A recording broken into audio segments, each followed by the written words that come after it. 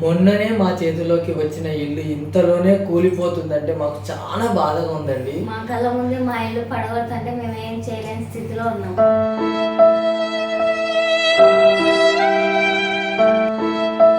మా కళ్ళ ముందటనే మా ఇల్లు కూలిపోతుంటే మా ప్రాణం అయితే పోతున్నట్టు ఉందండి. ఎంతో కష్టపడి ఇష్టపడి దాన్ని ఇష్టంగా చేసుకున్న తర్వాత మా ఇల్లు మా కళ్ళ ముందే పడిపోతుంది.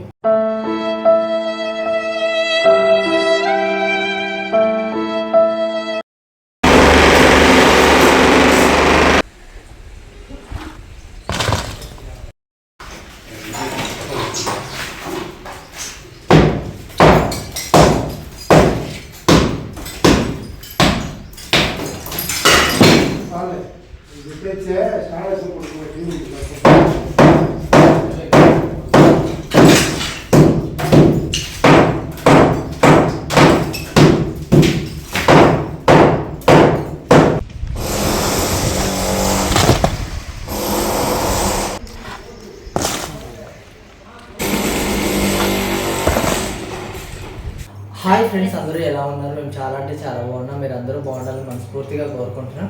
ఈ వీడియో చేయడానికి ముఖ్య కారణం ఏంటంటే మీకైతే తెలుసు, ఎందుకంటే ఇల్లు పడగొడుతున్నాము. ఆ ఇల్లు పడగొట్టడానికి కారణం ఏంటి?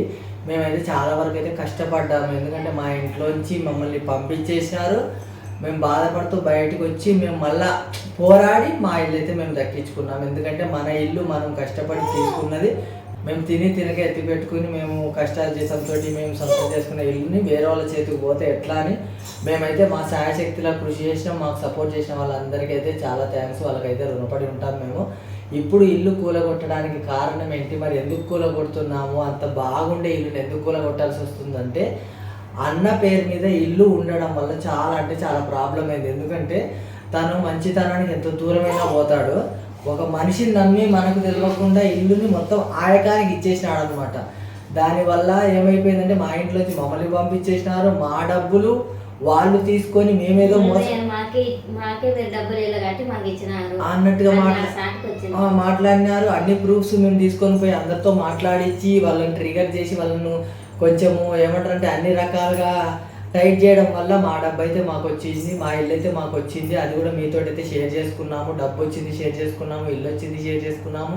ఎందుకంటే మా ప్రతి ఒక్క ఎమోషన్ని మీతోటే షేర్ చేసుకున్నాం. కాబట్టి ఇప్పుడు అంత బాగున్న ఇల్లును కూలగొట్టడానికి కారణం ఏంటంటే ఇల్లు అంటే అన్న పేరు మీద ఉండడం వల్ల ఇబ్బంది అయింది. కాబట్టి దాన్ని కంబైన్డ్గా ఉంచుకుంటే సరిపోతుంది. మరి కంబైన్డ్గా ఉంచుకునే ఇల్లుని ఎందుకు పడగొడుతున్నామంటే దాని గురించి కూడా క్లారిటీ ఇస్తాను నేను.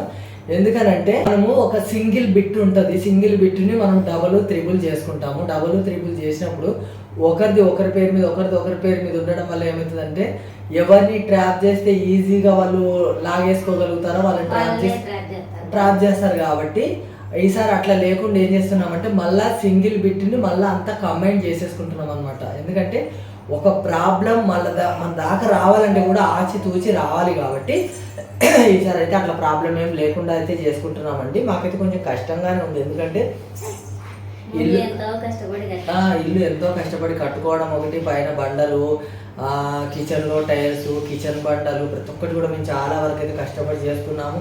అంతా మా సొంత వరకు చేసుకున్నాము. మాకు నచ్చినట్టుగా పిఓపి చేసుకున్నాము. ఇప్పుడు కింద పిఓపి అంతా పోయింది, పైన పిఓపి పోయింది, బండలన్నీ పగలు కొట్టేస్తున్నాము, గూళ్ళన్నీ పగలు కొట్టేస్తున్నాము.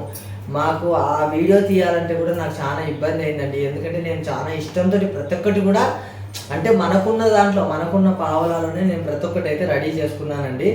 ఆ బల్బులు కానీ ప్రతి ఒక్కటి కూడా అంత వేస్ట్ అయిపోయినాయి. కాకపోతే ఏంటంటే మనము ఒకటి మనది కావాలనుకుంటే మాత్రం ఇంకొకటి మనం వదులుకోవాలి కాబట్టి మేము అదే దాని మీద స్టిక్ అనేవి మనది మళ్ళీ ఇంకొకరి చేతిలోకి పోకుండా ఉండాలంటే మేము కొంచెం గట్టిగా నిలబడాలి. మరి ఇంత గట్టిగా నిలబడడానికి ఇష్టమైన ఇల్లు ఎందుకు కూలగొడుతున్నారని మీరైతే అనుకోవచ్చు. దాని గురించి కూడా క్లారిటీ ఇస్తా. కాకపోతే నా మనసులో ఉన్న బాధ అయితే చెప్పుకుంటున్నానండి. ఎందుకంటే ఇష్టంతో రెడీ చేసుకున్నాం. ఆ వెలివేషన్ అయినా, గోడలైనా, పెయింట్ అయినా, లోపల వరకు అయితే మొత్తం అయితే వైట్ వేసినామండి. ఎందుకంటే మాకు ఫస్ట్ నుంచి కూడా లైటింగ్ వైట్ బాగుంటుంది, లైటింగ్ బాగుంటుంది. ఏదైనా మరక పడ్డా కూడా ఈజీగా కనిపిస్తుంది, మనం దాన్ని కొంచెం కవర్ చేసుకోవడానికి ఉంటుంది. అదే నార్మల్ కలర్స్ అయితే ఇబ్బంది అవుతుంది అన్నట్టుగా మేము అంత వైట్ అయితే వేసుకున్నాము. ఎలివేషన్ కూడా ఏం లేదండి, మొత్తం టోటల్ వైట్, ఇల్లు మొత్తం వైటే కదా. కలర్స్ కూడా మళ్ళీ తర్వాత చూద్దాంలే అని అనుకున్నాం. అంతలోనే పెళ్లి కావడము, లత ప్రెగ్నెంట్ కావడము, మాకు బంగారు తల్లి బంగారయ్య పుట్టడము, మీరు దీవించడము, వాళ్ళు పెద్దోళ్ళు కావడము, అన్నప్రాసన జరగడము, అన్నప్రాసన తర్వాత జరిగింది ఇల్లు పోవడము, మళ్ళీ ఇల్లు రావడము, అన్నప్రాసన జరగడము, మా డబ్బు మాకు రావడము, మా బంగారం మాకు రావడం, ఇదంతా అయితే జరిగింది. ఏమో జరిగిపోయిందంతా మేము దిష్టి అని మేము అంతవరకే అనుకున్నాం. ఎందుకనంటే ఏదైనా కానివ్వండి, కొందరు అంటా ఉంటారు కదా, అబ్బా మీకేంది అని అంటా ఉంటారు కదా, అది కూడా కొంచెం వరకు దిష్టి అని అనుకుంటారు కదా. చాలా మంది అయితే చెప్పినారు అది కట్టండి ఇది కట్టండి. మేము ఇంతవరకు అయితే ఏది కట్టలేదండి. ఆ కడితే మనం బ్రహ్మంగారి గుడి నుంచి తీసుకొచ్చిన ఆ టెంకాయ బట్టి అది కూడా కాదు, మనం వరలక్ష్మి వ్రతాన్ని టెంకాయ కట్టినాం. కలిసి మీరు టెంకాయ ఇంటికి కట్టుకోవాలన్నారు కాబట్టి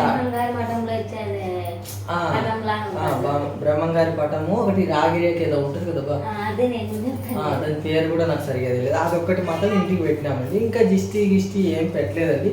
పైన అప్పుడు మనం గృహప్రవేశం చేసినప్పుడు ఇంట్లో దిష్టి గుమ్మడికాయ ఒక్కటి కట్టినాము. ఏం ఎక్కువ హడావుడి ఏం లేదు.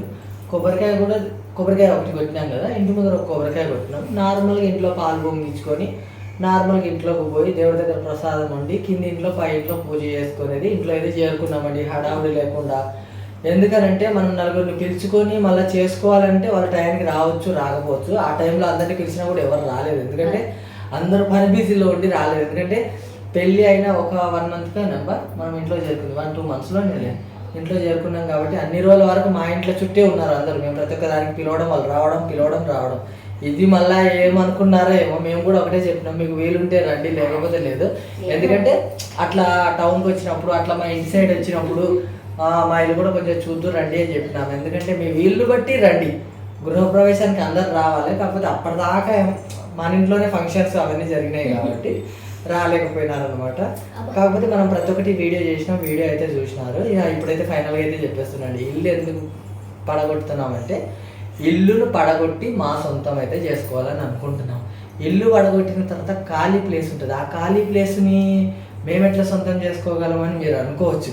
ఖాళీ ప్లేస్ మాత్రం కాదండి, ఇల్లుని అది ఇల్లు ఇప్పుడు 3 భాగాలుగా ఉందండి.